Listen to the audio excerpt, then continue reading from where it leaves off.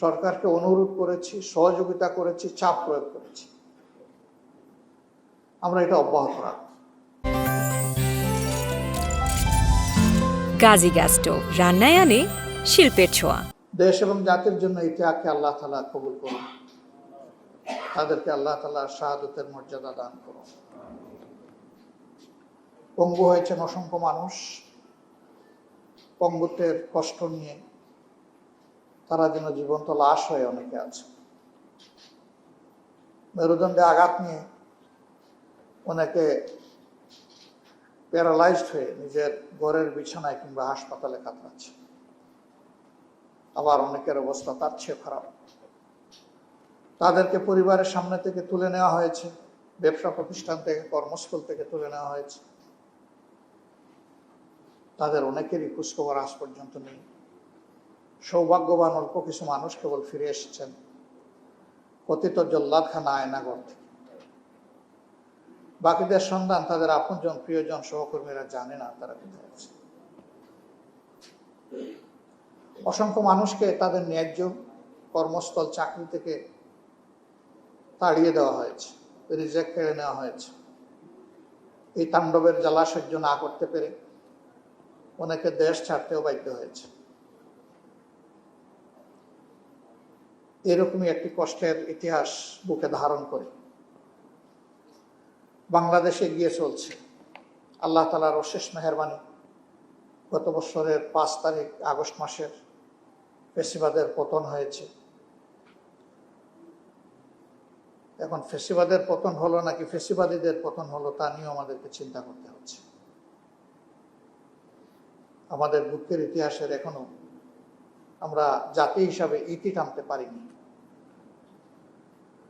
আপনারা সাক্ষী, প্রথম 3 দিন বাংলাদেশে কার্যত কোনো সরকার ছিল না। এরকম পরিবর্তন যে সমস্ত দেশে সংগঠিত হয়েছে সেখানে ব্যাপক জানমালের ক্ষয়ক্ষতি হয়েছে। আমরা পারিপার্শ্বিক এই ঘটনাবলী থেকে শিক্ষা নিয়ে খুবই অনুভব করছিলাম জাতিকে শান্তি শৃঙ্খলা দিকে আহ্বান করা, ধৈর্য ধরার জন্য আহ্বান করা প্রয়োজন। আমরা 5 তারিখ রাত্রেই সেই কাজটি করেছিলাম। প্রথমে আমরা আমাদের দলীয় সহকর্মীদেরকে অনুরোধ করেছিলাম সবাই যেন শান্ত থাকে, ধৈর্য ধরে এবং দেশকে স্থিতিশীল পরিবেশে ফিরিয়ে আনতে সহযোগিতা করে। এর পাশাপাশি আমরা দেশবাসীকেও আহ্বান জানিয়েছি।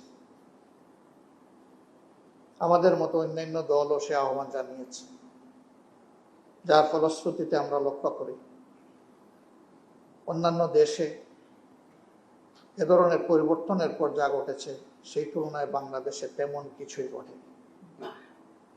এরপরেও বিচ্ছিন্ন যা ঘটেছে এটাকে আমরা সমর্থন করি না, কারণ সেদিনই আমরা বলেছিলাম আমরা আইন হাতে তুলে নেব না।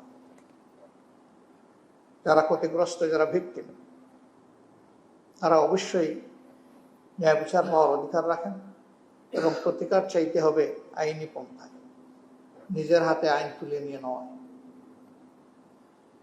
আলহামদুলিল্লাহ আমাদের সহকর্মীরা আমাদের ডাকে সাড়া দিয়েছেন।